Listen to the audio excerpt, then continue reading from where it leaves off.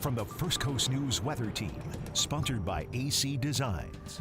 All right, let's first off talk about the weather for the weekend, and then we're going to get into the Jags game for Sunday night. And I'll let you know if I'm going to be seeing the wind and the rain out there or not. First off, for today, it is still windy along our coast. We have a little passing areas of precip where you're kind of getting those highest winds out into Nassau County. This is going to stay the case through tonight and into tomorrow morning. We still have the clouds, a couple areas of drops, nothing too intense, and of course those breezy conditions. But the main show that this nor'easter has been kind of building up towards is going to be arriving as we go ahead through our Saturday afternoon into the evening. So let's go hour by hour to help you plan your day here. That's what we're here for. All right, so here's Saturday morning, 9:30 a.m. I'll be right here on Good Morning Jacksville, timing out these storms for you as well tomorrow morning. And you see right here, starting into the Orlando area about 9-10 o'clock, starting to see that rain shield build towards the north as we get ahead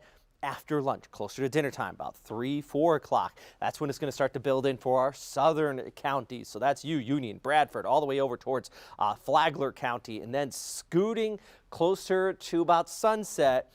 Even just prior to sunset, I think this model's going a little bit slow. Jacksonville's going to start to get some of that precipitation into our neck of the woods, into the metro area, and then, of course, continuing the build as we go ahead to the rest of the evening. Now, the worst of the weather will be around midnight, just after midnight, pre-dawn. That always worries me because look at this. This is 2:30 in the morning, widespread heavy rain, could even have some severe storms mixed in here. And this is about the time, if we have any nocturnal tornadoes, that is going to be about the time it would be kicking on in. So make sure you have a way to be alerted. Maybe wake up in case a severe storm does erupt in your area. The good news, look at this, 8-9 o'clock, we're starting to see the wind shift out of the west, and that will start to allow conditions to improve by the time the Jags game does start later on in the evening. Not as bad as further towards the south, though. I-4 south, they actually have a pretty high risk of severe weather out there. And I think if we get tornado warnings tomorrow, it's more than likely going to be Orlando south, but can't be ruled out here for us. Big issue here, those winds, surf along the coast 6 to 10 feet. Saturday night, high tide, and also Sunday morning high tide. Could be looking at some coastal flooding, and of course that widespread rainfall with those gusty conditions in place. So not a pleasant night here. Saturday heading over towards Sunday morning. Let's take a look at that expected rainfall. Widespread. 2 to 4, maybe 3 to 5 inches. Isolated spots could see upwards of 6 inches, with the heaviest, of course, here.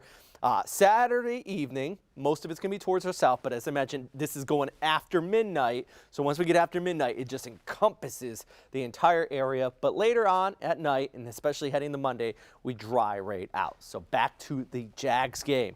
Kickoff at 8:20. It will be dreary out there. It will be cloudy and windy, but the rain will be backed off. So no threat of thunder, lightning. That's this type of stuff that would cause a delay with the game. Bring a sweater, maybe a rain jacket. I think the rain will be over with by then.